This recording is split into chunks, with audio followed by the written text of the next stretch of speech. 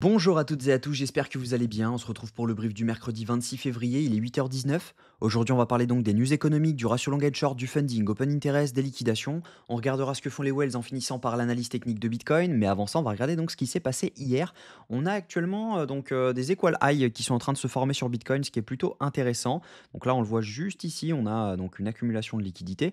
En revanche, on voit également qu'il y a cette petite trendline qui est en train de se faire. Et ça peut être problématique. Donc on pourrait venir liquider sous cette trendline rapidement. Maintenant, elle peut durer un petit moment encore. Donc dans l'idée, l'idéal, ce serait que on vienne break cette trend, on commence à accumuler un tout petit peu, on revienne donc liquider sous cette trend. Derrière, on repasse haussier. Comme ça, tous ceux qui croient qu'on liquide la trend se mettent à short et derrière, on peut repartir potentiellement.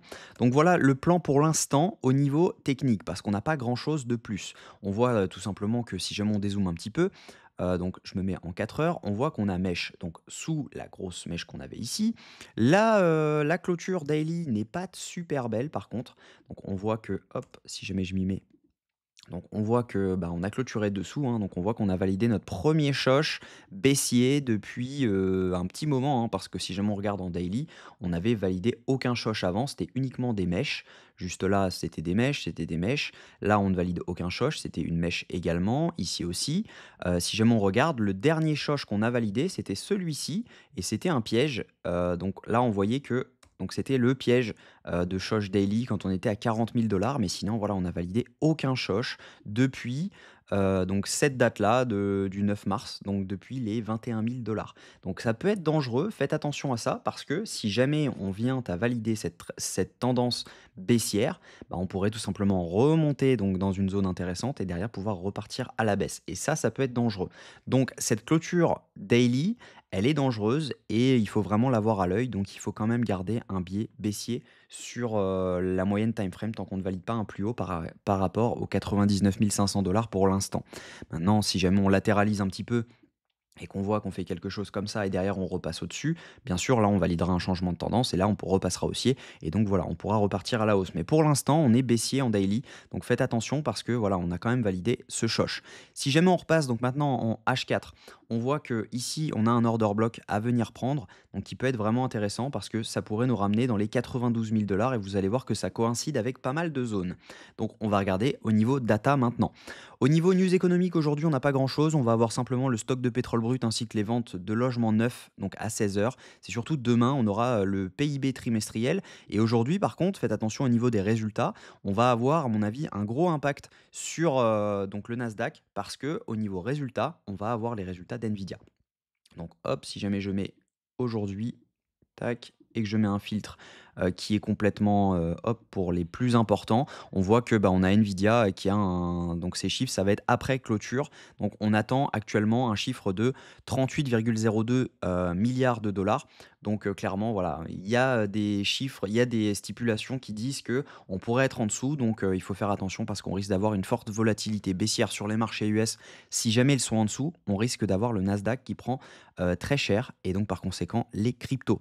Au niveau crypto bubble, bon bah voilà, on est en retour au vert du coup parce que sur la journée, j'entends.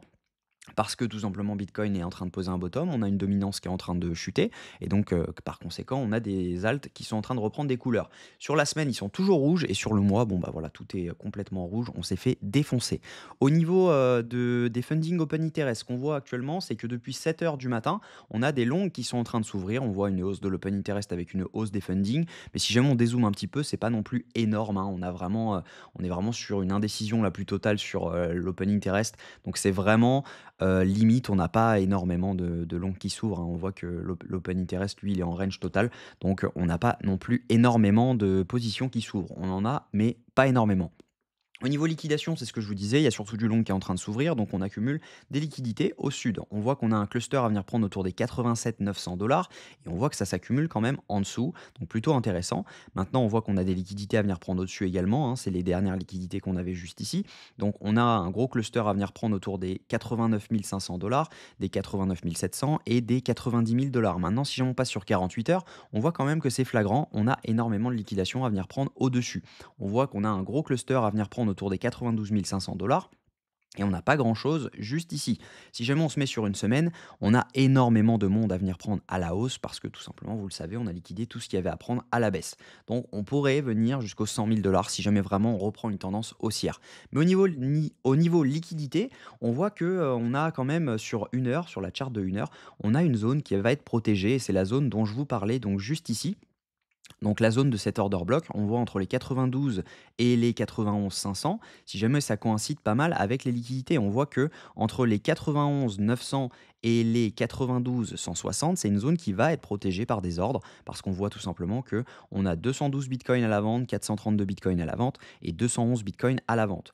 On voit ça, c'est sur le perpétuel et si jamais on se met au comptant, donc ça c'est sur le spot, on va voir qu'il y a pas mal d'ordres également qui vont protéger la baisse. Donc potentiellement, on peut ne pas aller plus bas que le bottom actuel. On voit qu'on a énormément d'ordres qui protègent ce bottom et par conséquent, ça va être compliqué de le passer.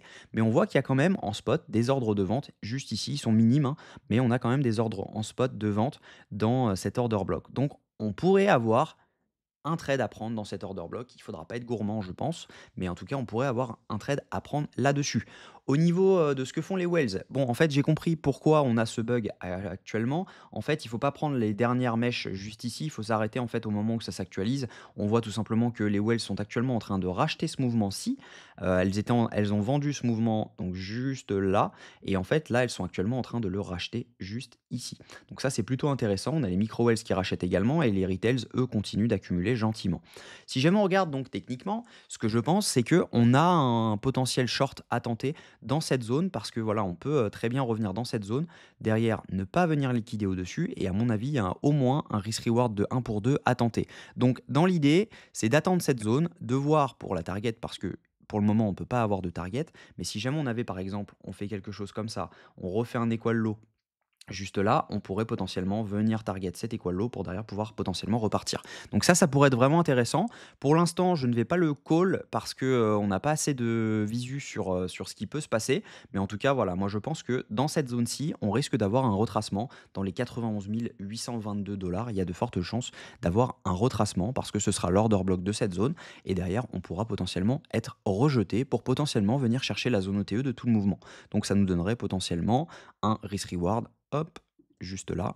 Donc ça nous donnerait potentiellement un risk reward de, hop, de 1 pour 5. Donc ce qui est vraiment intéressant, à mon avis, il faudra juste TP une partie au moment où on est à RR de 1, 1,5. À mon avis, il faudra TP par là pour derrière être sûr que bah, on ne fait pas quelque chose comme ça. Donc tout simplement sécuriser ses profits. Donc soit mettre son stop loss ABE si jamais l'entrée est bonne, soit tout simplement prendre la moitié des profits et laisser le stop loss là où il est pour avoir un SL à 0 si jamais il se fait prendre. Donc voilà le plan de la journée pour l'instant. Je pense qu'on va venir chercher cette zone des 91 800 $. La pression vendeuse normalement devrait se faire défoncer aujourd'hui parce que vous l'avez vu, on a énormément d'ordres à venir prendre en dessous. C'est des ordres d'achat, donc ça veut dire qu'il n'y a aucun intérêt pour les vendeurs d'aller combattre cette zone. Logiquement, ils sont censés la perdre parce qu'il y a trop d'ordres pour combattre tout simplement en ordre de vente. Donc je pense qu'on va venir chercher les 91 822 $ dans la journée. Donc si jamais il y avait un long à tenter par exemple dans cette zone-ci et derrière pouvoir repartir dans cette zone, je pense que voilà, je collerai le long juste ici avec un stop loss juste en dessous et derrière pouvoir venir target cette zone pour pouvoir potentiellement ouvrir un short. Donc voilà, j'espère que cette vidéo vous a plu. Si c'est le cas, je vous invite à vous abonner, à rejoindre le Discord, à liker cette vidéo et à commenter ce que vous en pensez. Je collerai directement ça dans le call Crypto Mega. Donc n'hésitez pas à le rejoindre. Et bien sûr, pour rejoindre le Discord, il vous suffit de cocher les rules juste ici. En fait, ça vous donne accès à tous les autres. Donc voilà. Je vous souhaite une très bonne journée. On se retrouve demain à la même heure. Prenez soin de vous.